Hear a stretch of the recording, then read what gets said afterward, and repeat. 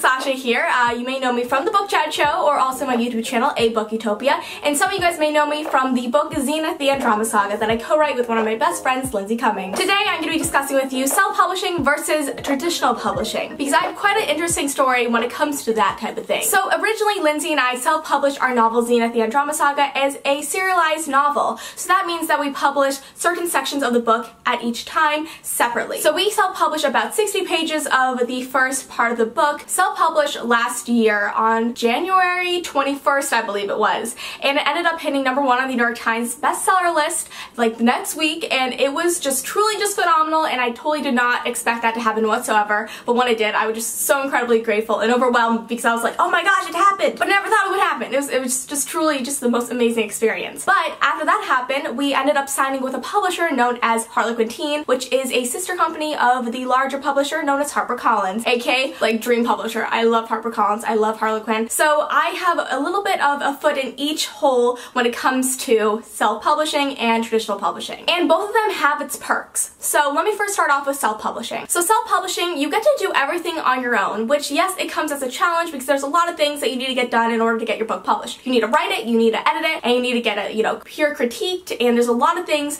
that need to go into it to make sure that you have the best product you can possibly have, or at least to the extent that you want it to be. With traditional publishing, it's a totally different story, but I'll get to that in a little bit. But also, you get creative freedom when it comes to self-publishing. You get to design your own cover, you get to have your own little, fun little details in the book that you normally wouldn't really have much say on. So I really enjoyed self-publishing because it was just so much fun getting to have such a creative spin on it. Because Lindsay and I, we got to design the original cover of Zenith, which was this, and it was so beautiful. We got to work with JD Netto, who is one of my longtime friends and also an amazing author and a graphic designer. So he got to work with us on Zenith since day one, and it was truly amazing having so many friends involved in this project. And this cover, it was just so beautiful. We were like, how is he gonna be able to outdo himself on the traditionally published novel? Like, we were so just in shock that he managed to create an amazing cover as well for the traditional published one, and I'm just so grateful for that. But self-publishing was truly phenomenal because we got so much of a say in what we created and how we created it and when we put it out, and it was just so cool.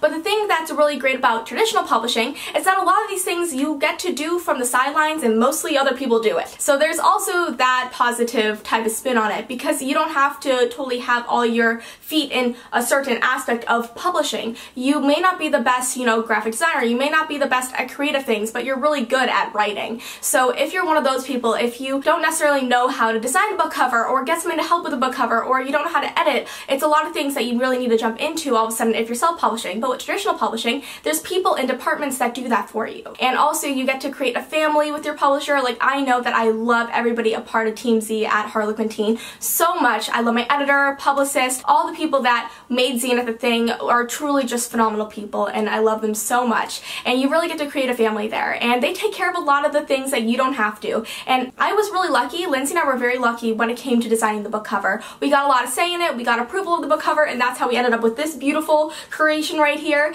and it was just such an amazing experience. And another thing traditional publishing does is you get to reach out to a larger audience. They can go and pitch your book to another publisher at a foreign publisher in a different country. So Zenith is currently being published in a couple different locations, and right now another place is being published is the UK. So we have a UK copy right over here, and so it's really cool that we get to have our book in multiple different locations. We also have some other foreign countries, but those will be announced shortly. And it's just really awesome getting to have that much of a reach in traditional publishing. But self-publishing, you can also have that. You can also put on foreign Amazon marketplaces, and there's also lots of things you can do with self-publishing as well. And what I say is that traditional publishing has always been a very solid presence in publishing since, books were actually a thing. And self-publishing recently just came into the mix. And I think that they both have so many strong aspects to them that you really can't go wrong with either. Just make sure if you're doing self-publishing, you have a passion to make sure the book is the best it can be, and with traditional publishing, that you pick the best publisher that you could possibly think of.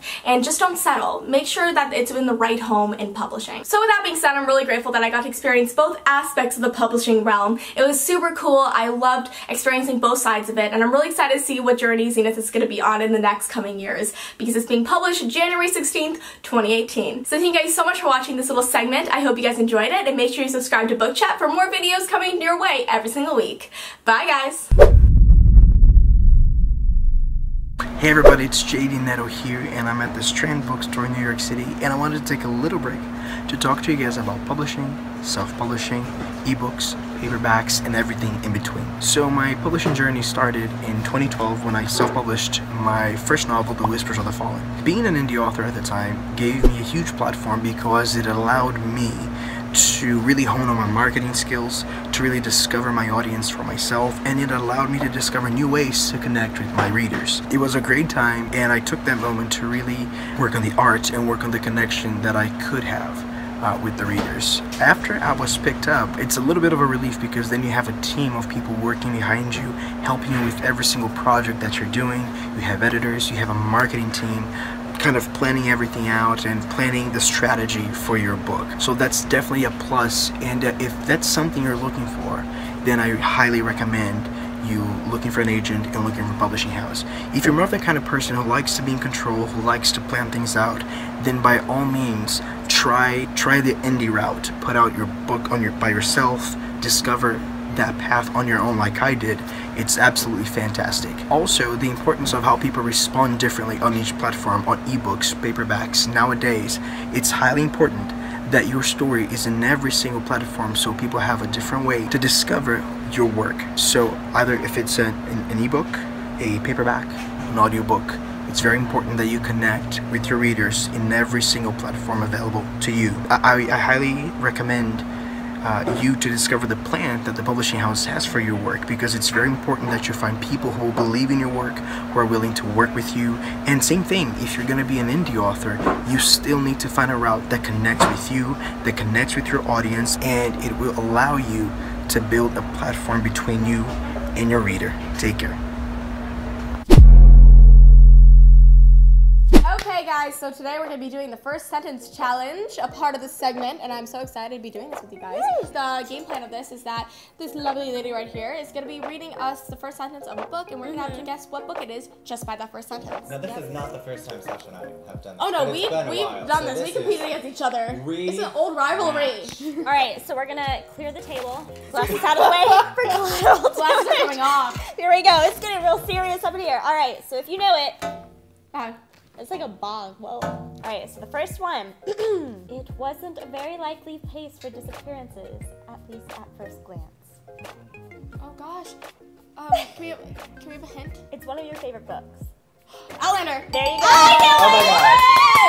Alright, I was like, I know this line. I know her so well. Okay, here we go. So point one, Sasha. Alright. I would have lived in peace, but my enemies brought me war. War and Peace? Nope. The Host? Nope. I will say one of Red the... Rising. Yes. Really? Ooh. How did you know? Did you read it? No. Natasha! Cheater! She's a cheater! That's a cheater! I've never given much thought to how I...